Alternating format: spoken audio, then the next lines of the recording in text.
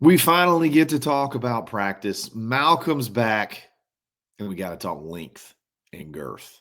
Let's get it. In the world full of podcasts, he's the undisputed heavyweight champion of hot takes, an Auburn sports homer, master of the boog, and message board legend. Get your buttons buttoned and your hats flattened because the Top Button Podcast is about to kick off. And you don't want to miss your courtside seat. Now, here's your host, Charlie Five.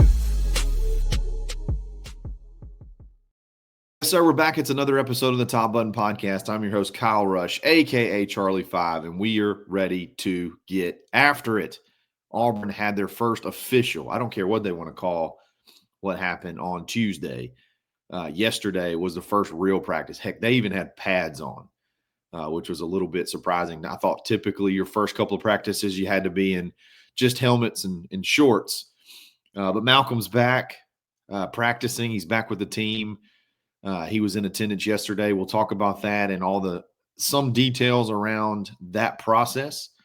We'll talk about length and girth. I mean, that became a phenomenon yesterday, and I think we should embrace it. And hey, I tell you what, it was visible yesterday. Take that however you want to take it. It was definitely visible. And a few standouts, some names that I think we need to be putting on the radar that I think are going to be players that maybe we're not talking about as much as we should. But before we do that, let's give a quick shout out to Roback.com. Use coupon code BARN20 to take 20% off your order. I got my licensed Auburn Classic Sailor Albee hoodie on right now. Feels good, looks good. They got tons of other great options as well. You can save big. Show them some love. It's Roback.com. Hugh announced on I guess not Hugh, but there were some reports on Tuesday that Malcolm would be a participant in practice. He is back with all team activities. And then, as expected, Hugh was asked about it at his 9 o'clock presser. He said very bluntly, based off all the information we have, he's cleared to practice. So, and he said, I don't make those calls on cases like this. So, and then sure enough, at practice, he was there. Now, we'll talk about a few details of the practice that reflect maybe a little bit of, I don't want to say punishment, but at least, hey, you put yourself in positions, even if you're deemed not culpable, you are the company you keep, and if you put yourself in positions, you're going to have to face some sort of consequences. But Jason Caldwell at 247 Sports had a really, really good article where he talked about what all went on in this process. And make a long story short, when a case like this happens, it immediately goes to the Title IX office for their investigation, for their own investigation. And in doing so, Malcolm was that happened on July 16th. Malcolm was basically barred from campus for a while. The only thing I think he could do is come take final exams. So no football activities, no campus activities, no anything while they conducted their investigation. I think they talked to multiple witnesses.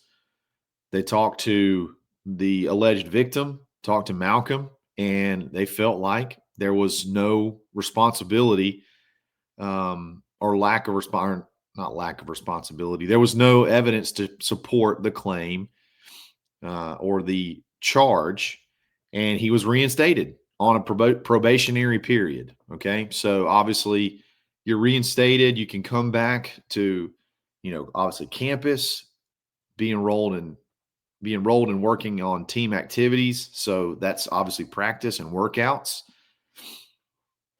And the probationary period lasts up until his initial court date. Now, this is another key aspect that seems like things are going in the right direction. Typically, if you have a court case and you don't feel really good about it, what are you going to do? You're going to stall as long as you can. You're going to push that thing out as long as you can. Seems like Malcolm's attorney is doing the opposite of that. let's get this thing moved up and get this thing over with. So they've requested, I think August 13th or 14th was the initial date. They requested to have it moved up, and I think it seems like the 8th is going to be the court date. Now, I know a lot of people, if you're skeptics or whatnot, and you're like, oh, man, they only did it because he was a football player. They swept it under the rug. Let me remind you of a case that went through the same process and not only came out with a different result, an extreme result, okay? And that was with Landon Rice. If you remember several years ago, I think back in, seems like maybe like the 2015 or 16 or something like that. It was a while ago. It was over 10 years ago. Actually, I think it was 2016. He was accused of sexual assault. His case never made it to grand jury. Not only never made it to grand jury, it made it to grand jury, never made it out of grand jury. No evidence, never had any type of criminal charges whatsoever. But the Title IX office basically barred him for 8 years from being able to essentially ever come back to campus for 8 years. That was later reduced to 1, but that just goes to show you that if you think there's like this university, this football conspiracy to get players off, it's clearly not the case. There's examples you can point to. Landon Rice would have been probably a really good player. He had his career derailed. Sure, maybe there was some bad decisions on both sides, but regardless, that's an example of the Title IX office making a ruling even over and above the legal system. So now the legal system still has to work itself out, but you feel good with, hey, we're trying to get this thing over with faster. We're trying to move this thing up versus, hey, we need more time. Let's stall to try to come up with some sort of defense. No, they're like, hey, let's move this. Let's get this thing going. Let's just get this thing over with as quick as we can, separate as much time between now and the beginning of the season as we can, and just move forward. I think that's probably the best route to go. Like, let's get this thing going and get this thing behind us, or get this thing behind Malcolm, not us. Get this thing behind Malcolm and the team, and no distractions as they head into the season. Now, I did see a few times where Malcolm, when they were doing the very few times where they did sort of a team version of offense. In other words, they actually had an offensive line and wide receivers and quarterbacks. A lot of the stuff that we saw during the viewing period was just individual work, individual position group work. Malcolm was not going with the first team. And I think at times he was not even going with the second team. Like, he was running out there with the third team. So there you go. I mean, clearly he's going to have to work himself back into not good graces. I think he's fine as far as good graces. But hey, you gotta put in your time. You gotta work yourself through this to get back in the playing rotation. So he looked really good, as expected. Saw some work on the jugs machine, looked really good. The most exciting thing, I think, is that he and Eric Singleton are working at punt return. Eric Singleton looked like he was the first team, and then Malcolm was second team, and then Rayshawn Pleasant was also back there, third team. But Malcolm's back. I think they'll get this behind him, and he'll have a really good season. So he has gotten bigger and looks better, and he's out there and a full participant. So love to know your comments, your thoughts on that. Again, Title IX don't play. Those folks don't play. They do their own investigations, even outside. They don't rely on the criminal justice system. They handle their business. And I think they do a good job. They do a good job and a thorough job. So I don't think this was just some willy-nilly, let's just go through the motions and get this kid back out there. I mean, I trust that they went through the whole process. I want to talk about length and girth. Got to. Got to. We'll talk about that in just a second. We'll be right after this.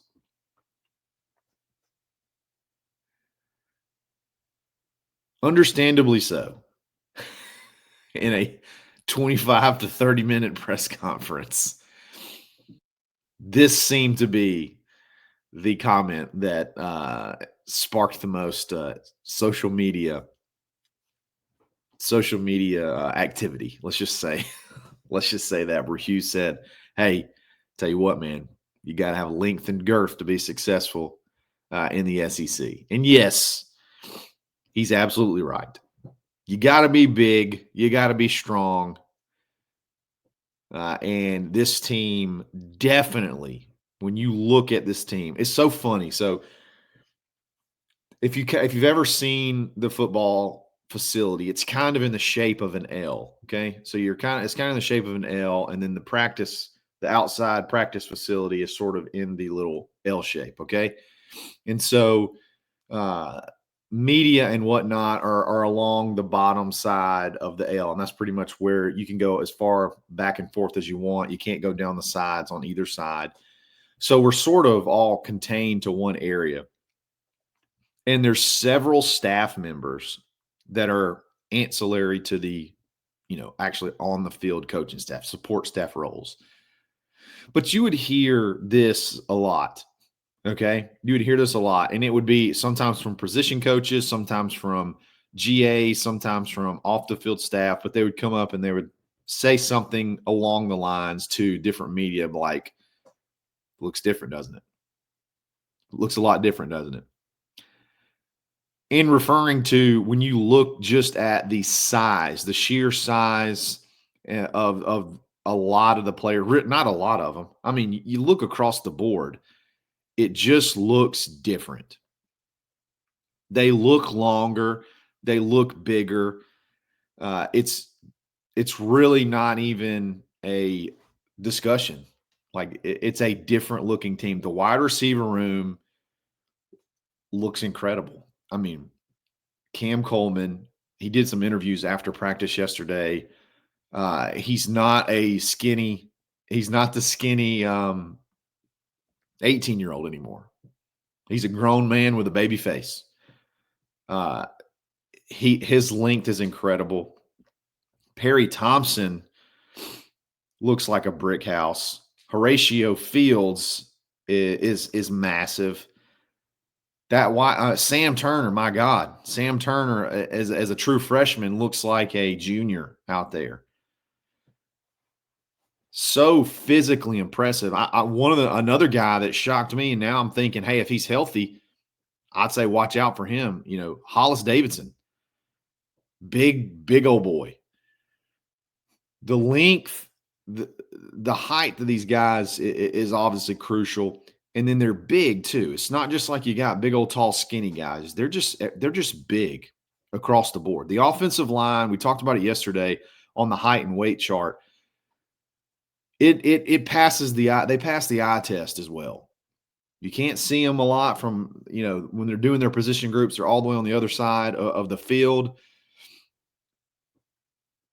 But my gracious, man, that's a real looking SEC offensive line. And really, you can see it in not just the starters, but you can see it in the room as well. Favor Edwin was really impressive. He's over 300 pounds, but he doesn't look over 300 pounds. It looks like he's like a bodybuilder. They just look really good. The defensive line was really impressive. So I know there was a lot of jokes made about that, and I think we need to have shirts. If Alabama's going to have length, let us have lag. Let's go with lag. Let's get length and girth. Let's print the T-shirts. So funny what can go viral. That was the talk. It was even the talk like out there at practice. It was really funny. I got a few standouts that I want you guys to pay attention to.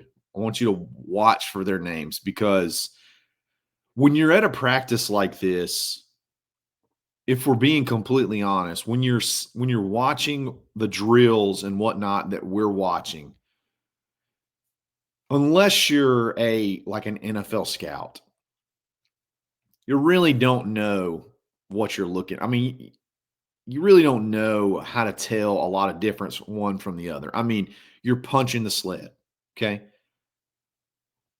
You're dipping and ripping around a dummy. You're running a route against air. You're doing punch out drills. Like, it's really hard. You're doing a pursuit drill where there's just nobody, there's no actual play to be made. You're just pursuing the football as a unit. It's really hard for anybody to really jump out there. So what you really see is, like, who do you look out there and just really catches your eye? That's like, man, that guy looks different. That guy right there just has a look about him that is he's got to be a player. And I got a couple of those, and again, from a physical standpoint and the way they move, I think these guys are going to be players, if not very soon in the very near future. And I'm going to start on the defensive line. Okay. Obviously, Keldrick Falk is a creative player. Keldrick Falk seems like he was made in a lab. I mean, that is the standard. Okay. He is the standard. There is nobody that looks like him on this team. Okay. So when I say this, I'm saying all players not named Keldrick Falk, because Keldrick Falk is a absolute specimen. Okay. So let's get that out of the way. Okay. So understand everything's going to be a smidge below Keldrick Falk.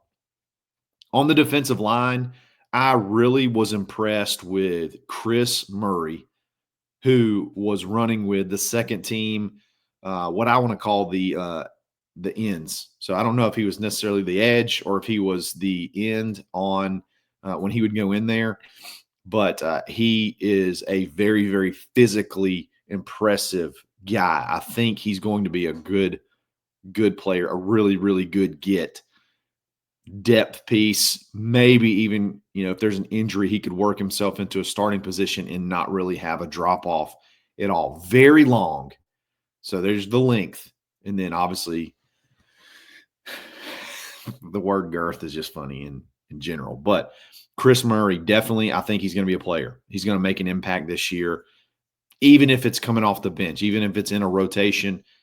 If he can get 15, 20 snaps a game, maybe more, I think they're going to be impactful. He's going to be a player. James Ash, if you remember him, another late addition in the portal. The guy is a monster. He is very, very physically impressive. He is going to be playing in the middle. It seems like, to me, the only solidified spot based off of yesterday on that interior is Malik Blockton. He was, every time they ran out a drill, he was out there first. Now, who was beside him rotated multiple times. Dallas Walker was out there first some, and you had James Ash in there. You had several guys rotate in beside him. But James Ash, I think, if the intensity matches the body type, he's going to be, I think he'll be an impact. He looked pretty quick off the ball. He was very, very impressive. Robert Woodyard, to me, I don't know if it's changing to number 0, which I hate. He was out there as one of the starting linebackers. He looks very impressive. So I think this could be, we've been saying that this could be the year. This could be the year. I really do think this could be the year that he shines. I think he may even out nudge, or whatever you want to call it, Caleb Wheatland, who I think people expected to come in, and he may still win the job, come in and sort of be that veteran piece and sort of take over. But I think Every drill I saw, Woodyard was out there first, and he looks explosive. He looks very explosive. And then the last guy, look, the running back in the room, we're going to talk about the running backs. I'm a little bit concerned about a few things, and we'll discuss that at a later date. But I expected Omar Mabson to look like a kid that reclassified, fish out of water, not fully put together yet. And that's fine because, again, he is a class ahead of where he should be. That kid is as big or bigger than Damari Alston, who is by far the biggest, most put together running back in that room. Omar is, if they wore the same number, you probably couldn't tell them apart. I was very, very shocked at how big he was from head to toe. The arms are there, the legs are there. He looks like he looks like a ready-to-go guy already. Alvin looked good too. Omar, to me, just physically looked different. Caught the ball well out of the backfield. He's so big, but he runs really light. He's really explosive. I don't know how much he's going to play this year. If some of these injuries linger, I think he could get some touches, and I think he has a chance to be pretty good early at Auburn. So there's a lot of guys I could point to, but those were the ones that I jotted down. I was just like, man, they jump off the page to me. Now, running backs were sort of close to me. Defensive line was close to me, and linebackers were close to me. So I kind of focused myself on defense because everybody wanted to see the quarterbacks. Everybody wanted to see the wide receivers, and those to me were the least amount of question marks, I guess. So I wanted to see the defense. I wanted to see how rotations went. So I kind of honed in on that. So that's what my dudes list is a little defensive heavy. So we're going to have a Friendship Friday tomorrow, talk more about practice. It's going to be a lot of fun. And guys, football's here. Football's here. Now it's just countdown to game one, but we got a practice under our belt, and we're building towards something I think that could be pretty special. So we'll see what happens. Let me know what you think in the comments. We'll talk again soon. It's another episode of the Top Button Podcast. Stay buttoned. Thanks for listening, and drive home safely.